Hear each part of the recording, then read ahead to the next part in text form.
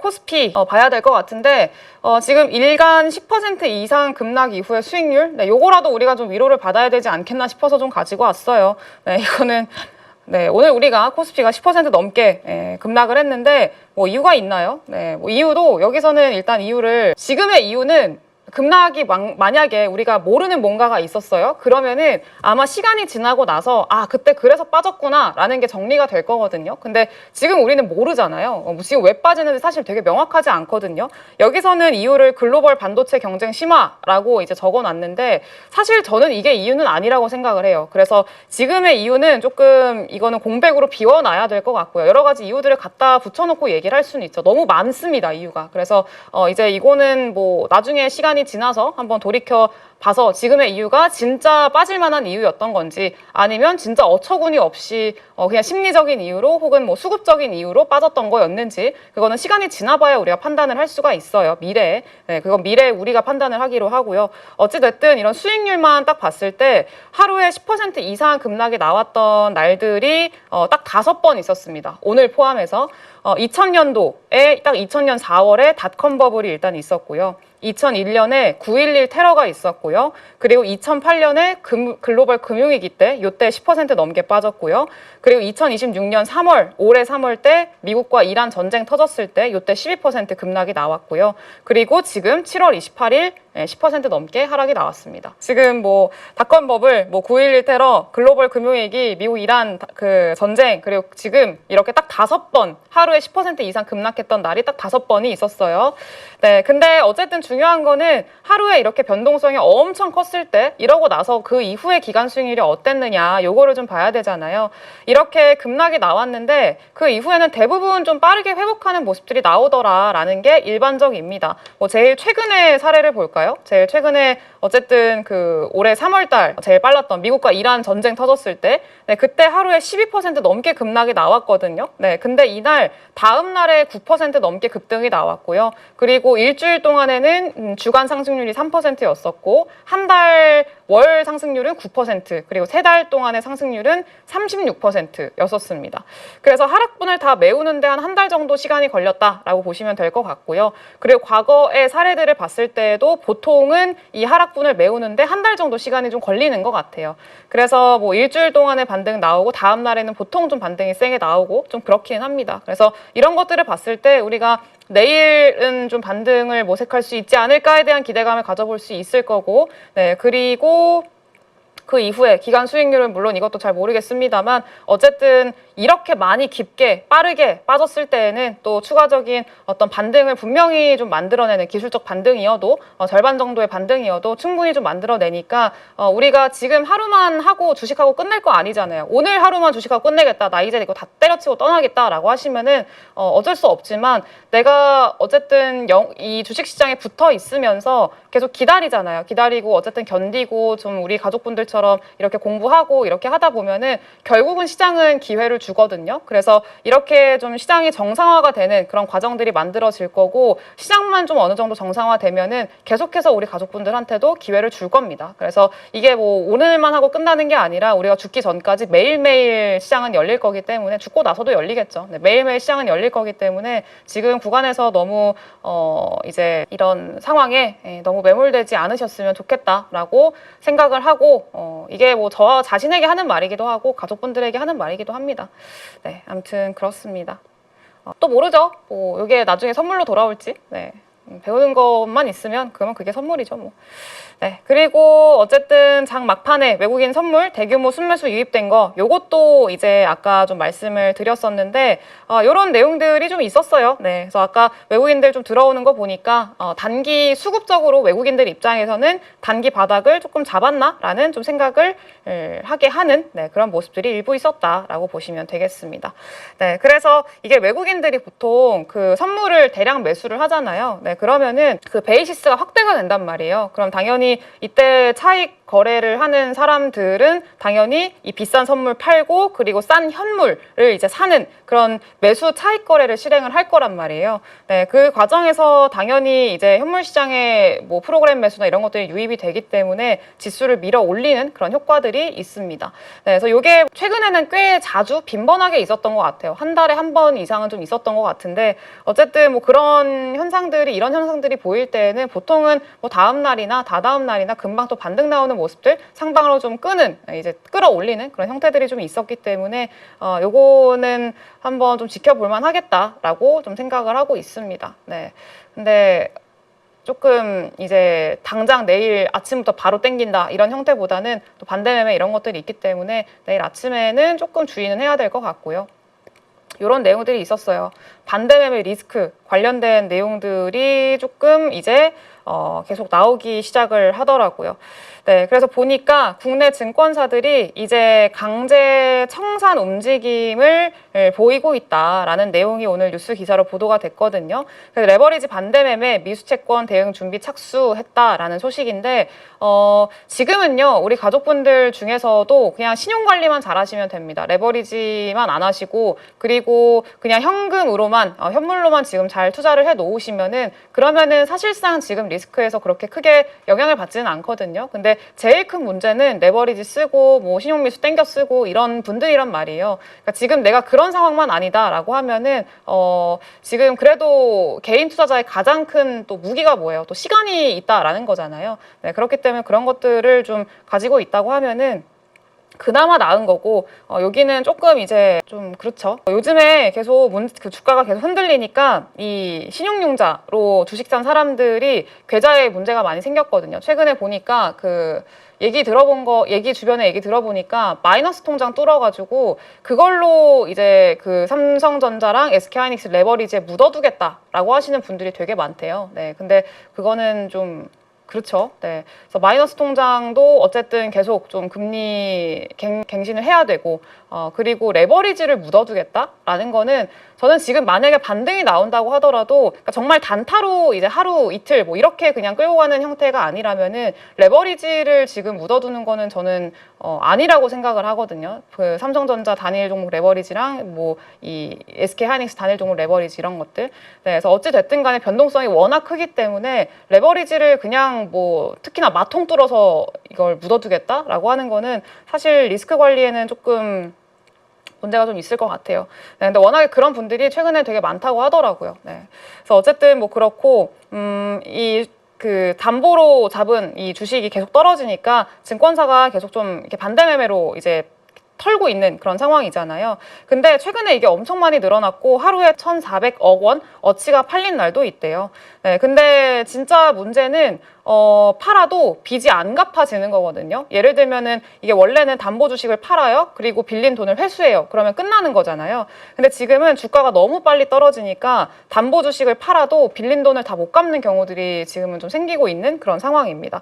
그래서 만약에 못 갚는다라고 하면 이게 미수채권이라는 이름으로 이제 증권사한테 남거든요. 네, 그럼 이게 증권사의 손실로 또 이어진단 말이에요. 그래서 이런 미수채권 관련된 반대 매매가 작년보다 1년 만에 한 5배 정도 늘었다고 하더라고요. 그래서 지금은 워낙 좀 이런 리스크가 커지고 있는 상황이고 당연히 증권사들 입장에서도 본인들이 손실 보면 안 되잖아요. 손해 보면 안 되니까 위험한 종목에 돈 덜 빌려주고 돈 잘 안 빌려주고 담보 비율 기준도 더 빡빡하게 올리고 그리고 이제 담보가 위험 수준까지 떨어지면은 더 빨리 팔아버리고 이런 식으로 지금은 하고 있어가지고 이게 뭐 커지면은 당연히 뭐 증권사에서 끝나는 게 아니라 뭐 은행들까지도 조금 같이 동참하는 그런 사례들이 생길 수 있거든요. 이미 사실 그렇게 되고 있고.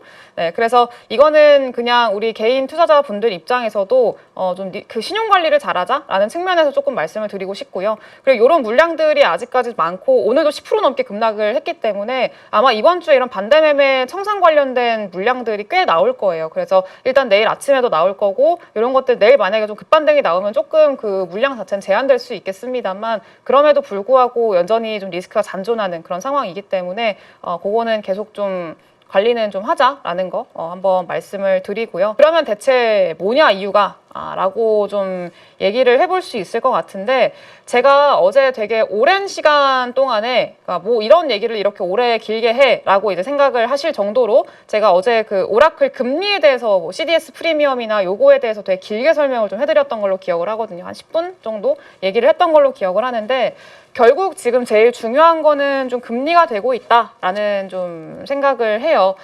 왜냐면은 계속 금리를 좀 신경을 써야 되고, 그리고 금리가 좀 문제가 될 수밖에 없는 이유가 아시다시피 이제 키가 하이퍼스케일러 기업들한테 있는 게 아니거든요. 그러니까 지금은 그 하이퍼스케일러 기업들, 빅테크 기업들이 투자를 멈추고 싶어 하지도 않을 뿐더러 멈출 수도 없습니다. 지금 경쟁이 너무 치열하기 때문에 여기서 멈추면 죽는 거잖아요. 그러니까 누가 이거를 포기하고 싶어 하겠어요. 그리고 이미 알파벳의 실적에서도 확인을 했다시피 돈을 버는 게 확인이 됐잖아요. 이게 성장 속도가 너무 빠르고 이걸로 돈을 많이 벌 수 있을 것 같고, 그러니까 이제 이거를 기반으로 해서 앞으로 돈을 벌어야지라는 게 확인이 됐기 때문에 투자를 이제 더 이상 멈출 수가 없단 말이에요. 네, 근데 그러면은 요거를 누가 멈출 수 있게 하냐라는 거는 결국은 이제 아시다시피 하이퍼스케일러 기업들은 투자를 계속해서 강하게 집행을 하고 있다 보니까 이제 이번 분기부터 알파벳 같은 경우에는 잉여 현금 흐름이 적자로 전환을 했죠. 그러니까 버는 돈보다 쓰는 돈이 더 많아진다는 얘기고, 캐펙스 투자에 버는 돈보다 더 많은 돈을 투자를 하고 있다는 얘기예요.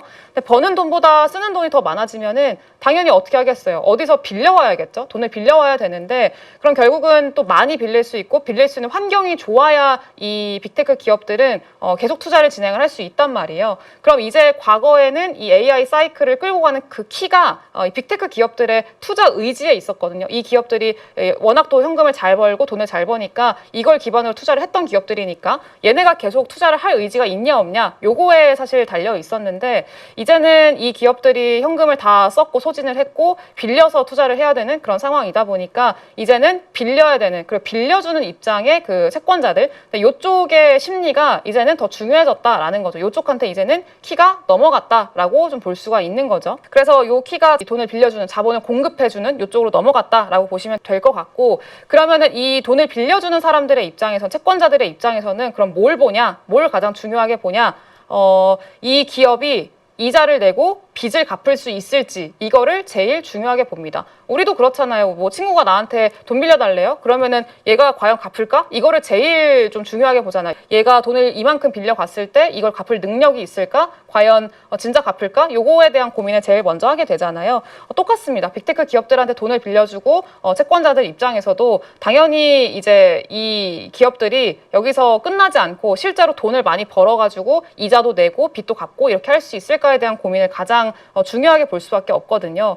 근데 중요한 거는 지금 시장이 흔들리는 이유가 그 채권자들이 의심을 하고 있어요. 의심을 하고 있고, 이게 의심이 주가에 반영이 되고 있는 그런 상황입니다. 그러니까 의심이 계속 커지는 거죠. 이거를 의심이 해결이 잘 안 되는 거죠. 뭐 어제도 제가 그 오라클 CDS 프리미엄에 대해서 좀 길게 설명을 해드렸다라고 말씀을 드렸는데, 오라클 CDS 프리미엄이 지금 뭐 보시다시피 좀 많이 올라와 있는 그런 상황이고요.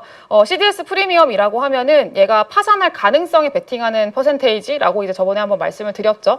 그래서 파산할 가능성에 대해서 시장에서는 점점 더 높게 보고 있다는 얘기고, 이 말은 즉슨 의심이 점점점 커지고 있다는 얘기예요. 얘가 과연 돈을 갚을 수 있을까? 체력이 그만큼 멀쩡할까?에 대한 고민을 많이 하고 있다는 거죠. 네, 그리고 이게 그 오라클뿐만이, 오라클은 원래 예전부터 계속 우상향을 해왔었고, CDS 프리미엄이 계속해서 올라왔었고, 그리고 중요한 건 이것도 중요한데, 여기에 플러스로 어제 어떤 내용들이 좀 나왔었냐면, 밤에 엔비디아가 이제 또 오픈 AI랑 뭐 지급 보증이나 이런 것들을 좀 서는 거 고민하고 있다, 이런 얘기들도 좀 나왔었잖아요. 네, 그러면 순환 출자에 대한, 순환 금융에 대한 이야기들도 다시 한번 좀 부각이 되고, 네, 그러면서 엔비디아 같은 이렇게 튼튼한 기업도 CDS 프리미엄이 80bp를 넘어섰습니다. 그러니까 80 베이시스 포인트를 넘어섰다라는 얘기고, 이만큼 좀 최근에 거의 하루 상승폭으로 기준으로 생각을 했을 때에는 거의 1년 반 만에 최대치거든요. 그러니까 이제 엔비디아마저도 슬슬 의심을 하기 시작을 했다라는 게 지금은 좀 중요합니다. 이게 처음 이렇게 올라섰을 때가 작년이었나요? 작년에 이제 빅테크 기업들 한창 대규모로 투자하고 있을 때, 그때 시장에서도 살짝 의심을 했었죠. 네, 근데 아무튼 이런 것들이 좀 부각이 되면서 지금 시장을 흔들고 있는 요인이라고 보시면 될 것 같아요. 이게 아마 궁극적인 요인이지 않을까라고 좀 생각을 하고 있습니다. 근데 결론적으로 그렇다면은 중요한 건 이 돈을 공급해준 채권자들이 그럼 어떻게 하면은 이 의심을 거둘 수 있을까? 요거를 좀 고민을 해야 되잖아요. 우리는 투자자이기 때문에 시장이 언제 좋아질 수 있을까를 또 이제 고민을 해야 되는데 이 채권자들이 의심을 거두는 거는 이때 그 CDS 프리미엄이 급등 나왔을 때 요때가 안정화됐을 때가 어떻게 안정화가 됐을까? 요거에 대한 사례를 좀 볼 수 있을 것 같거든요. 이때도 한번 작년 4월 달에 한번 이렇게 고점 대비 하락이 나왔었고 올해 3월 달에 고점 대비 좀 이렇게 하락이 나왔잖아요. 최근에 계속 이렇게 급등이 나오다 하락했고 급등 나오다 하락했고 이런 것들이 있었기 때문에 그러면 이때는 뭐 때문에 이런 CDS 프리미엄이 그러면 조금 의심이 좀 사그라들었을까라는 사례를 좀 봐야 되는데 작년 4월은 많이들 아시다시피 트럼프 대통령의 관세 이슈가 있었던 때입니다. 그리고 이때 올해 3월 말 4월 이때 같은 경우에는 전쟁이 있었던 전쟁 미국과 이란 간의 전쟁이 있었던 그때였었죠. 그래서 관세로 인해서 그때 뭐 시스템 리스크, 인플레이션에 대한 우려, 인플레이션이 좀 높아지면서 금리 인상할 수 있다, 뭐 이런 가능성에 대한 우려, 이런 것들 때문에 그리고 기업들 이런 뭐 이제 인플레이션이 발생을 하면서 기업들의 이익이 훼손될 수 있고 이런 걱정들이 복합적으로 좀 이제 올라오면서 이때 CDS 프리미엄이 갑자기 확 치솟았다가 이게 관세가 해결이 됐잖아요. 또 4월 이후로 트럼프 대통령이 관세를 이제 약간 휴전 형식으로 딱 가게 되면서 이때 좀 시장이 매크로 지표들이 좀 안정화를 찾았단 말이에요. 그러면서 이제 CDS 프리미엄이 조금 안정화를 찾았었고 그리고 올해 3월, 4월 이때도 마찬가지였어요. 이때도 그 미국과 이란 간의 전쟁으로 인해서 갑자기 유가가 엄청나게 튀었죠. WTI 100달러 이상까지 올라갔었고 그리고 유가가 당연히 튀면은 당연히 이제 물가가 올라갈 수밖에 없고 물가가 올라가면은 연준에서도 요거를 잡기 위해서 금리를 인상할 수밖에 없고 그러면은 지금과 같은 상황에서 이제 금리가 비싸지면은 어제도 설명을 드렸다시피 기업들이 돈을 빌렸잖아요. 그럼 돈을 빌렸을 때 이자 비용도 엄청 비싸진단 말이에요. 그러니까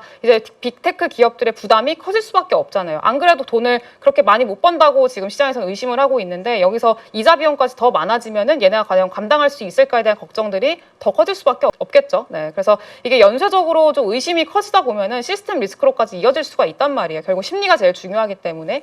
네, 근데 어쨌든 이런 것들을 좀 키우면서 한번 확 올랐다가 이제 이후에 전쟁이 좀 완화가 됐고 미국과 이란 간에 좀 대화가 이어지고 있고 중재국이 중재를 하고 있다라는 그런 내용들이 나오면서 고점 대비해서 CDS 프리미엄이 실제로 전 저점까지 좀 내려왔단 말이에요. 네, 이런 사례들을 봤을 때 결과적으로 중요한 거는 매크로 지표가 이제 좀 안정화가 되는 거 그리고 장기 국채 금리가 안정화가 되는 거 이게 지금은 제일 이제 그 채권자들 입장에서 돈을 빌려주는 사람들 입장에서 중요하게 보고 있는 그런 내용이다라고 좀 결론을 내릴 수가 있겠습니다.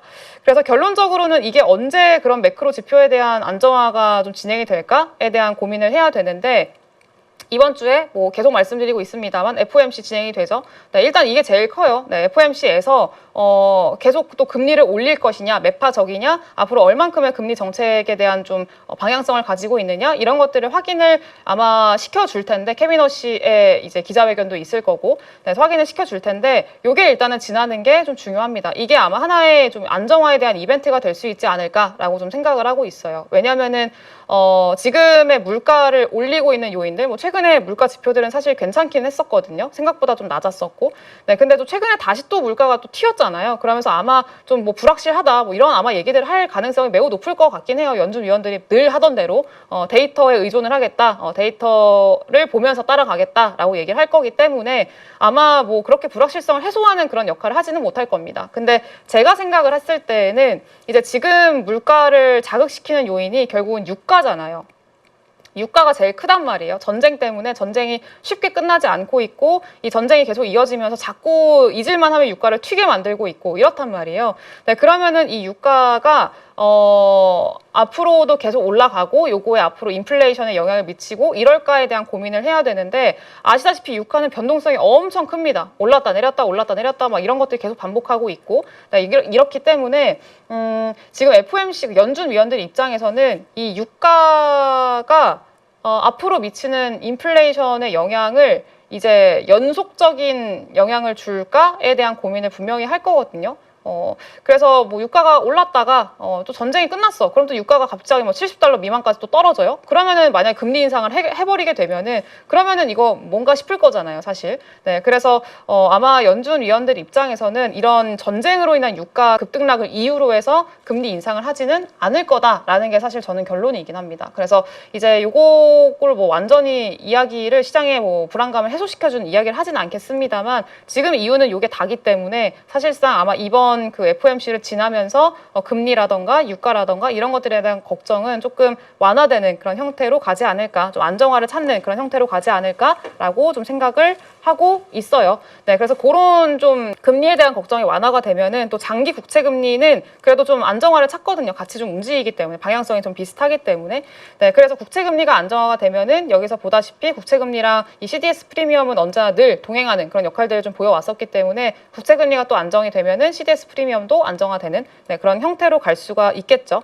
네, 그래서 이런 실질 단기 금리에 대한 시장의 걱정이 좀 완화가 되는 게 가장 중요하겠다라고 좀 생각을 하고 있어요.